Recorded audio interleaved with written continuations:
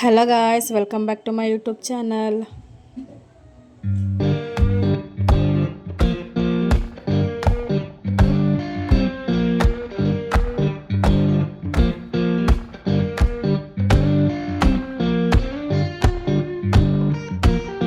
Hello guys, ಎಲ್ಲರಿಗೂ good morning. And ಇವತ್ತು ನನ್ನ ವ್ಲಾಗ್ ಏನಾಗಿರುತ್ತೆ ಅಂತ ನೀವು ಆಲ್ರೆಡಿ ತಮ್ಮನೇಲಿ ನೋಡಿರ್ತೀರಾ. ಜೋಳದ ರೊಟ್ಟಿ ಆ್ಯಂಡ್ ಹೀರೆಕಾಯಿ ಪಲ್ಯ. ಸೊ ಇದನ್ನು ಮಾಡ್ತಾ ಇರೋದು ನಮ್ಮ ಚಿಕ್ಕಿ, ನಮ್ಮಮ್ಮನ 5ನೇ ತಂಗಿ. ಸೊ ಅವರಿರೋದು ಹರಿಹರದಲ್ಲಿ. ಸೊ ನಿಮಗೆಲ್ಲ ಗೊತ್ತೇ ಇರುತ್ತೆ, ಆ ಕಡೆ ಸೈಡು ದಾವಣಗೆರೆ, ಹರಿಹರ, ಹುಬ್ಳಿ ಆ ಕಡೆ ಸೈಡೆಲ್ಲ ಜೋಳದ ರೊಟ್ಟಿ, ಅಕ್ಕಿ ರೊಟ್ಟಿ ಎಲ್ಲ ಎಷ್ಟು ಚೆನ್ನಾಗಿ ಮಾಡ್ತಾರೆ ಅಂತ ಅಂದ್ಬಿಟ್ಟು, ಆಮೇಲೆ ಥರದ ಪಲ್ಯ ಕೂಡ ಮಾಡ್ತಾರೆ. ಸೊ ಹಾಗಾಗಿ ನಮ್ಮ ಚಿಕ್ಕಿನೂ ಕೂಡ ಇವತ್ತು ನಮಗೋಸ್ಕರ ಜೋಳದ ರೊಟ್ಟಿ ಮತ್ತು ಹೀರೆಕಾಯಿ ಪಲ್ಯ ಮಾಡ್ತಿದ್ದಾರೆ. ಅದನ್ನು ನಿಮಗೂ ಕೂಡ ತೋರಿಸೋಣ ಅಂತ ಅಂದ್ಬಿಟ್ಟು ನಾನು ಈ ವಿಡಿಯೋನ ಮಾಡ್ಕೊತಾ ಇದ್ದೀನಿ. ಸೊ ನೋಡಿ, ತುಂಬ ಚೆನ್ನಾಗಿರುತ್ತೆ. ನೀವು ಕೂಡ ನಿಮ್ಮ ಮನೇಲಿ ಮಾಡ್ಕೊಳ್ಳಿ, ಟೇಸ್ಟ್ ಮಾತ್ರ ಸೂಪರಾಗಿರುತ್ತೆ. ಸೊ ಅವ್ರು ಹೇಗೆ ಮಾಡ್ತಾರೆ ಅಂತ ಇನ್ನೂ ನಿಮಗೆ ಮುಂದೆ ವಿಡಿಯೋದಲ್ಲಿ ತೋರಿಸ್ತೀನಿ, ಬನ್ನಿ. ಆ್ಯಂಡ್ ನೋಡಿ ಗೈಸ್, ಇಲ್ಲಿ ನಮ್ಮ ಚಿಕ್ಕಿ ಜೋಳದ ಹಿಟ್ಟನ್ನ ಫಸ್ಟು ಸರಿ ಮಾಡ್ಕೊಂಡಿದ್ದಾರೆ. ಆಮೇಲೆ ಮತ್ತೆ ಇನ್ನೊಂದು ಬಾಣಲಿಗೆ ಜೋಳದ ಹಿಟ್ಟನ್ನ ಹಾಕ್ಕೊಂಡು ಆ ಸರಿ ಮಾಡ್ಕೊಂಡಿರೋ ಹಿಟ್ಟನ್ನು ಕೂಡ ಹಾಕ್ಕೊಂಡು ನೀಟಾಗಿ ಮಿಕ್ಸ್ ಮಾಡ್ಕೊತಾ ಇದ್ದಾರೆ. ಸೊ ಇದೆಲ್ಲ ಮಿಕ್ಸ್ ಮಾಡ್ಕೊಂಡು ಆದಮೇಲೆ ನೀಟಾಗಿ ಕಲಿಸ್ಕೊಂಡು ನೋಡಿ, ಈ ಥರ ಚಪಾತಿ ಹಿಟ್ಟು ಥರ ನೀಟಾಗೆಲ್ಲ ಮೃದುವಾಗಿ ಕಲಿಸ್ಕೊತಾ ಇದ್ದಾರೆ. ನಾವು ಜಾಸ್ತಿ ನೀಟಾಗಿ ಕಲಿಸ್ತಾ ಹೋದಷ್ಟು ರೊಟ್ಟಿ ತುಂಬ ಚೆನ್ನಾಗಿ ಬರುತ್ತೆ. ಹಾಗಾಗಿ ನೋಡಿ, ಎಷ್ಟು ನೀಟಾಗಿ ಎಷ್ಟು ಫೋರ್ಸ್ ಹಾಕ್ಬಿಟ್ಟು ಕಲಿಸ್ತಿದ್ದಾರೆ ಅವರು ಕೈಯಲ್ಲಿ. ಆ್ಯಂಡ್ ಇವರು ಈ ಥರದ್ದು ದಿಸಕ್ಕೆ ಏನಿಲ್ಲ ಅಂದರೂ ಒಂದು 50-60 ರೊಟ್ಟಿ ಮಾಡಿಡ್ಕೊತಾರೆ. ಆ್ಯಂಡ್ ಗೈಸ್ ನೋಡಿ, ಇಲ್ಲಿ ಎಷ್ಟು ಮೃದುವಾಗಿ ಕಲಸಿಟ್ಕೊಂಡಿದ್ದಾರೆ ಹಿಟ್ಟನ್ನ ಅಂತ ಅಂದ್ಬಿಟ್ಟು. ಆ್ಯಂಡ್ ಇಲ್ಲಿ ನಮ್ಮ ಚಿಕ್ಕಿ ಒಲೆಯಲ್ಲಿ ಮಾಡೋದಕ್ಕೆ ಎಲ್ಲ ಪ್ರಿಪೇರ್ ಮಾಡ್ಕೊತಾ ಇದ್ದಾರೆ. ಸೊ ನಿಮಗೆಲ್ಲ ಗೊತ್ತೇ ಇರುತ್ತೆ, ಆಲ್ಮೋಸ್ಟು ಒಲೆಯಲ್ಲಿ ಮಾಡಿದಷ್ಟು ರುಚಿ ಇನ್ಯಾವುದ್ರಲ್ಲೂ ಕೊಡೋಲ್ಲ, ಗ್ಯಾಸಲ್ಲೂ ಕೊಡೋಲ್ಲ, ಕರೆಂಟ್ ಸ್ಟವಲ್ಲೂ ಕೂಡ ಕೊಡೋದಿಲ್ಲ. ನಾವು ಒಲೆಯಲ್ಲಿ ಆಗಿನ ಕಾಲದಲ್ಲೆಲ್ಲ ಏನು ಒಲೆಯಲ್ಲಿ ಮಾಡ್ಕೊಂಬಂದಿದ್ದಾರೋ ಸೊ ಹಾಗೇ ಇಲ್ಲೂ ಮಾಡ್ತಾಯಿದ್ದಾರೆ. ಸೊ ನೋಡ್ತಿದ್ದೀರ ನೀವು, ಅಲ್ಲಿ ಹಿಟ್ಟನ್ನೆಲ್ಲ ನೀಟಾಗೆ ಹಾಕ್ಕೊಂಡ್ಬಿಟ್ಟು ಅದು ಹೆಂಗೆ ಪ್ರಿಪೇರ್ ಮಾಡ್ಕೊತಿದ್ದಾರೆ ಅಂತ ಅಂದ್ಬಿಟ್ಟು ಕೈಯಲ್ಲಿ ಎಷ್ಟು ನೀಟಾಗಿ ತಡ್ತಿದ್ದಾರೆ ನೋಡಿ. ಸೊ ಕೈಯಲ್ಲೆಲ್ಲ ತಟ್ಟಿ ಒಂದು ಶೇಪ್ ತೊಗೊಂಡ್ಮೇಲೆ ಇವಾಗ ಉಜ್ಜೋಕ್ಕೆ ಶುರು ಮಾಡ್ತಾರೆ. ನೋಡಿ ಎಷ್ಟು ರೌಂಡ್ ಶೇಪಾಗಿ ಎಷ್ಟು ಚೆನ್ನಾಗಿ ಉಜ್ತಿದ್ದಾರೆ ಅಂತ ಅಂದ್ಬಿಟ್ಟು. ಸೊ ನಮಗೂ ಕೂಡ ಅಷ್ಟು ಫಾಸ್ಟಾಗೂ ಉಜ್ಜಕ್ಕೆ ಬರೋಲ್ಲ, ಅಷ್ಟು ಚೆನ್ನಾಗಿ ಉಜ್ತಾರೆ ನಮ್ಮ ಚಿಕ್ಕಿ. ಸೊ ನಾವು ಮನೆಯಲ್ಲಿ ಒಂದು 10 ಚಪಾತಿ ಮಾಡ್ಕೊಳ್ಳೋಷ್ಟೊತ್ತಿಗೆ ಫುಲ್ಲು ಸುಸ್ತಾಗಿ ಹೋಗ್ಬಿಡ್ತೀವಿ ಅಪ್ಪ ಅಂತ ಅಂದ್ಬಿಟ್ಟು. ಬಟ್ ಇವರು ದಿವಸಕ್ಕೆ ಏನಿಲ್ಲ ಅಂದರೂ ಒಂದು 50 ರೊಟ್ಟಿ ಸುಡ್ತಾರೆ. ಡೈಲಿ ಇರಬೇಕು ಅವರಿಗೆ ರೊಟ್ಟಿ. ಹಾಗೆ ಅವ್ರು ಅದು ಮಾಡಿಕೊಂಡು ಚೆನ್ನಾಗಿ ಒಣಗಿಸ್ಕೊತಾರೆ, ಅಲ್ಲಿಗೆ ಖಡಕ್ ರೊಟ್ಟಿ ಥರ ಆಗುತ್ತೆ. ಸೊ ಅವ್ರಿಗೆ ಬೇಕಾದಾಗೆಲ್ಲ ಪಲ್ಯ ಮಾಡಿಕೊಂಡು ತಿಂತಾರೆ, ಅದು ತುಂಬ ಚೆನ್ನಾಗಿರುತ್ತೆ. ಸೊ ಗಾಯ್ಸ್, ಹಂಚಿನ ಮೇಲೆ ರೊಟ್ಟಿನ ಹಾಕ್ಬಿಟ್ಟು ಒಂದು ಸೈಡು ನೀರಿಂದು ಬಟ್ಟೆ ಮಾಡ್ಕೊಂಡ್ಬಿಟ್ಟು ಒಂದು ಸೈಡೆಲ್ಲ ಹಚ್ಚಬೇಕು ನೀಟಾಗೆ.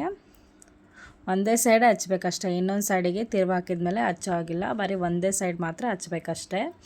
ಸೊ ಅದನ್ನು ಬೇಯಕ್ಕೆ ಬಿಟ್ಬಿಡಬೇಕು ನೀಟಾಗೆ. ಆ್ಯಂಡ್ ಈ ವಿಡಿಯೋದಲ್ಲಿ ನಾನು ಮಾತಾಡೋದೆಲ್ಲ ಮ್ಯೂಟ್ ಮಾಡಿದೆ, ಬಿಕಾಸ್ ಬೇರೆ ಏನೇನೋ ಮಾತಾಡ್ತಾಯಿದ್ರು, ಹಾಗಾಗಿ ಅವೆಲ್ಲ ಅವಶ್ಯಕತೆ ಇಲ್ಲ ಅಂತ ಅಂದ್ಬಿಟ್ಟು ನಾನು ಮ್ಯೂಟ್ ಮಾಡಿದೆ. ಆ್ಯಂಡ್ ನೋಡಿ, ಹಂಗೆ ತಿರ್ವಾಕ್ಬೇಕು. ಸೊ ನೀವು ಸೌಟಲ್ಲಾದರೂ ತಿರ್ವಾಕ್ಬೋದು, ಇಲ್ಲ ಕೈಯಲ್ಲಾದರೂ ತಿರ್ವಾಕ್ಬೋದು, ಅದು ನಿಮ್ಮ ಇಷ್ಟ. ಆ್ಯಂಡ್ ನೋಡಿ, ಹಿಂದಗಡೆನೇ ಅವರು ಮತ್ತೆ ಉಜ್ಕೊಳ್ಳೋಕ್ಕೆ ಸ್ಟಾರ್ಟ್ ಮಾಡಿದರು. ಎಷ್ಟು ಫಾಸ್ಟಾಗಿ ಉಜ್ತಾರೆ ಅಂದರೆ ನಿಜವಾಗ್ಲೂ ನಮಗೂ ಕೂಡ ಬರೋಲ್ಲ ಹಂಗೆ ಉಜ್ಜೋಕ್ಕೆ, ಅಷ್ಟು ಫಾಸ್ಟಾಗಿ ಉಜ್ತಾರೆ ಆ ಕಡೆ ಸೈಡೆಲ್ಲ. ಸೊ ನೋಡಿ ಗೈಸ್, 2-3 ಸತಿ ತಿರ್ವಿ ಹಾಕಿದರು. ಸೊ ಸೈಡಿಗೆಲ್ಲ ಬೇಯಬೇಕಲ್ವ ನೀಟಾಗೆ. ನೋಡಿ ಗೈಸ್, ಎಷ್ಟು ಚೆನ್ನಾಗಿ ಪೇಪರ್ ಥರ ಮಾಡಿದ್ದಾರೆ. ತುಂಬ ಅಂದರೆ ತುಂಬ ಚೆನ್ನಾಗಿತ್ತು, ಟೇಸ್ಟು ಕೂಡ ಸಖತ್ತಾಗಿ ಬಂದಿತ್ತು. ಆ್ಯಂಡ್ ಅಲ್ಲಿ ನಮ್ಮಪ್ಪನೂ ಕೂಡ ಸೈಡಲ್ಲಿ ಏನೇನೋ ಮಾತಾಡ್ತಾಯಿದ್ರು ಫನ್ನಿ ಆಗಿ. ನೋಡಿ ಗೈಸ್, ಎಷ್ಟು ಚೆನ್ನಾಗಿ ಬಂದಿದೆ ರೊಟ್ಟಿ. ಸೊ ಈ ಥರ ಮಾಡ್ಕೊಂಡ್ಬಿಟ್ಟು ಅವರು ಒಣಗಿಸಿಟ್ಕೊಂಡ್ಬಿಡ್ತಾರೆ. ಸೊ ಬೇಕಾದಾಗೆಲ್ಲ ಪಲ್ಯ ಮಾಡಿಕೊಂಡು ಖಡಕ್ ರೊಟ್ಟಿ ಅಂತಾರಲ್ಲ, ಸೊ ಆ ಥರ ತಿಂತಾರೆ. ಸೊ ತುಂಬ ಚೆನ್ನಾಗಿರುತ್ತೆ ಆ ಟೇಸ್ಟು ಕೂಡ.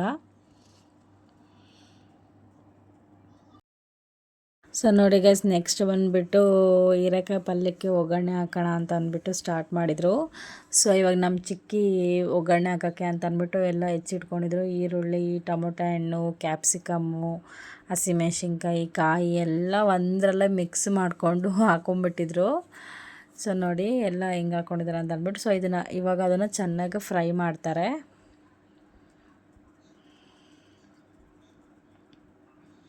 ಸೊ ನೋಡಿ ನೀಟಾಗಿ ಎಲ್ಲ ಮಿಕ್ಸ್ ಮಾಡ್ತಾ ಇದ್ದಾರೆ.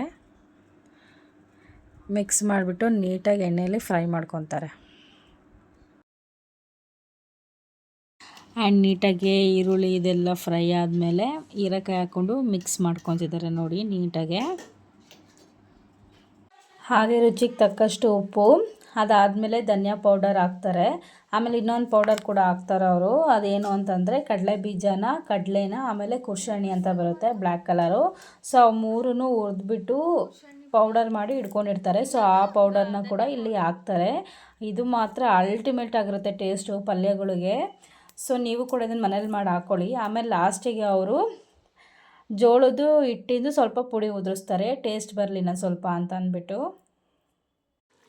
ನೋಡಿ ಗಾಯ್ಸ್, ಆ ಒಗ್ಗರಣೆ ಸ್ಮೆಲ್ ಜೊತೆ ಆ ಹೊಗೆ ಎಷ್ಟು ಚೆನ್ನಾಗಿ ಬರ್ತಿದೆ ಅಂತ ಅಂದ್ಬಿಟ್ಟು ಟೇಸ್ಟ್ ಮಾಡಿದಾಗ ಮಾತ್ರ ಅಲ್ಟಿಮೇಟ್ ಆಗಿರುತ್ತೆ. ಯಾಕಂದರೆ ಕಡಲೆ ಬೀಜ, ಕುರ್ಷಣಿ ಎಲ್ಲ ಹುರಿದ್ಬಿಟ್ಟು ನಾವು ಗ್ರೈಂಡ್ ಮಾಡ್ಕೊಂಡು ಹಾಕಿರ್ತೀವಿ. ಸೊ ಬೇರೆ ಯಾವ ಪೌಡರ್ಸು ಬೇಡ, ಅಷ್ಟು ಚೆನ್ನಾಗಿ ಟೇಸ್ಟ್ ಕೊಡುತ್ತೆ ಆ ಪೌಡರು. ಆ್ಯಂಡ್ ಇದು ಹಳ್ಳಿ ಆಗಿರೋದ್ರಿಂದ ನಾವು ಹಳ್ಳಿದು ಕಿಚನ್ ತೋರಿಸಿದ್ದೀವಿ. ಸೊ ಮಾಡ್ರನ್ ಕಿಚನ್ ಇಲ್ಲ. ಸೊ ನಿಮ್ಗೆ ಇವೆಲ್ಲ ಇಷ್ಟ ಆಗುತ್ತೆ ಅಂತ ನಾನು ಕೂಡ ಅಂದ್ಕೊಂಡಿದ್ದೀನಿ. ಸೊ ಗಾಯ್ಸ್, ಫೈನಲ್ ಆಗಿ ರೊಟ್ಟಿ ಪಲ್ಯ ನೋಡೋಕ್ಕೆ ಹೀಗಿತ್ತು. ಆ್ಯಂಡ್ ನನ್ನ ತಂಗಿ ಕೂಡ ತಿಂಡಿ ಮಾಡೋಕ್ಕೆ ಶುರು ಮಾಡಿದ್ಲು, ಸ್ಕೂಲಿಗೆ ಹೋಗಬೇಕು ಅಂತ ಅಂದ್ಬಿಟ್ಟು. ಆ್ಯಂಡ್ ನಾವು ಕೂಡ ಕೂತ್ಕೊಂಡ್ವಿ ಟಿಫನ್ ಮಾಡೋಣ ಅಂತ. ಟೇಸ್ಟ್ ಮಾತ್ರ ಅಲ್ಟಿಮೇಟ್ ಆಗಿತ್ತು. ಸೊ ಇದಾಗಿತ್ತು ಇವತ್ತು ನನ್ನ ವ್ಲಾಗ್. ನಿಮ್ಗೆ ಇಷ್ಟ ಆಗಿದ್ದರೆ ಲೈಕ್ ಮಾಡಿ, ಶೇರ್ ಮಾಡಿ, ಸಬ್ಸ್ಕ್ರೈಬ್ ಮಾಡ್ಕೊಳ್ಳೋದು ಮಾತ್ರ ಮರಿಬೇಡಿ. Thank you so much. Love you all. Bye.